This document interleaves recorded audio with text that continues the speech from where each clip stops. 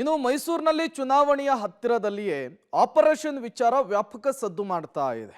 ಇದೇ ವಿಚಾರಕ್ಕೆ ಸಂಬಂಧಪಟ್ಟಂತೆ ಸಿಎಂ ಸಿದ್ದರಾಮಯ್ಯನವರು ಮಾತನಾಡಿದ್ದಾರೆ. ಆಪರೇಷನ್ ಹಸ್ತದ ಗುಟ್ಟನ್ನ ರಿವೀಲ್ ಮಾಡಿದ್ದಾರೆ. ಮೈಸೂರಿನಲ್ಲಿ ಆಪರೇಷನ್ ಹಸ್ತ ಮಾಡಿಸಿದ್ದು ಎಸ್ಟಿ ಸೋಮಶೇಖರ್. ಬಿಜೆಪಿಯ ಶಾಸಕರು ವಿಧಾನಸಭಾ ಚುನಾವಣೆಗೂ ಮುನ್ನ ರಾಜೀವ್ ಅವರನ್ನ ಕಾಂಗ್ರೆಸ್ಗೆ ಕರೆತನ್ನಿ ಅಂತ ಹೇಳಿದ್ದೆ. ಆಗ ಬಿಜೆಪಿಯಲ್ಲಿಯೇ ಇರ್ತೀನಿ ಅಂತ ಹೇಳಿ ರಾಜೀವ್ ಹೇಳಿದ್ರು. ಈಗ ಸೋಮಶೇಖರ್ ರಾಜೀವ್ ಕಾಂಗ್ರೆಸ್ಗೆ ಬರ್ತಾರೆ ಅಂತ ನನಗೆ ಹೇಳಿದ್ರು. ನಾನೇ ಸೇರಿಸಿಕೊಳ್ಳೋದಕ್ಕೆ ಹೇಳಿದೆ. ಕಾಂಗ್ರೆಸ್ ಸಿದ್ಧಾಂತವನ್ನು ಒಪ್ಪಿ ಬಂದ್ರೆ ಸ್ವಾಗತ ಅಂತ ನಾನು ಹೇಳಿದ್ದು ನಿಜ ಅಂತ ಹೇಳಿದ್ದಾರೆ. ಕಾಂಗ್ರೆಸ್ ಸೇರ್ಪಡೆಯ ಕಾರ್ಯಕ್ರಮದಲ್ಲಿ ಸಿಎಂ ಸಿದ್ದರಾಮಯ್ಯನವರು ಹೇಳಿಕೆಯನ್ನು ಕೊಟ್ಟಿದ್ದಾರೆ.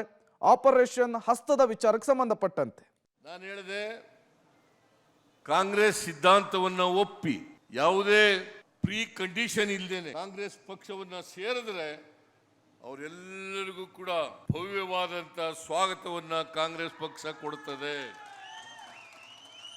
ಹಾಗಾಗಿ ರಾಜೀವ್ ಅವರು ಈಗಾಗಲೇ 2-3 ತಿಂಗಳಲ್ಲೇ ಸೇರ್ಕೋಬೇಕಾಗಿತ್ತು. ನಾನೇ ಸಮಯ ಕೊಡ್ಲಿಕ್ಕೆ ಆಗ್ಲಿಲ್ಲ. ನಾನು ಮೈಸೂರಿನಲ್ಲಿ ಒಂದು ಸಮಯ ಕೊಡ್ತೇನೆ, ಆಗ ನೀವೆಲ್ಲ ಸೇರ್ಕೊಳ್ಳಿ ಅಂತ ಹೇಳಿದ್ದೆ. ಹಾಗಾಗಿ ಇವತ್ತು ಅವರು ಮತ್ತು ಅವರೆಲ್ಲ ಸ್ನೇಹಿತರು ಕೂಡ ಸೇರ್ಕೊತಾ ಇದ್ದಾರೆ. ಜೊತೆಗೆ ಮಲ್ಲೇಶ್ ಅವರು ನಾವು ಜೊತೆಲೇ ಇದ್ದವರು, ಒಮ್ಮೆ ಕಾರ್ಪೊರೇಟರ್ ಆಗಿದ್ದವರು, JDS ನಲ್ಲಿ ಇದ್ದವರು. ಅವರು ಕೂಡ ಕೋಮುವಾದಿಗಳ ಜೊತೆ JDS ನವರು ಸೇರ್ಕೊಂಡ ಮೇಲೆ JDS ಕೂಡ ಕೋಮುವಾದಿ ಪಕ್ಷ ಆಗ್ಬಿಟ್ಟಿದೆ.